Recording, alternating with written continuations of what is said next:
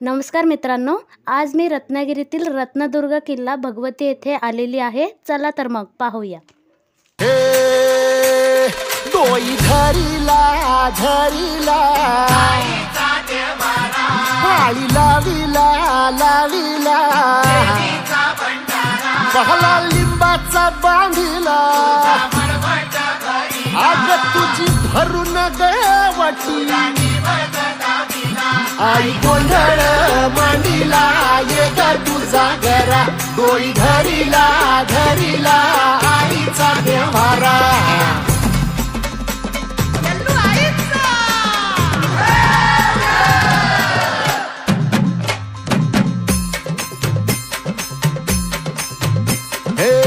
हाती परडी कुंकू भाळी अंतरी तेवली ज्योती ग भंडाऱ्याची मुठ उधळली पाप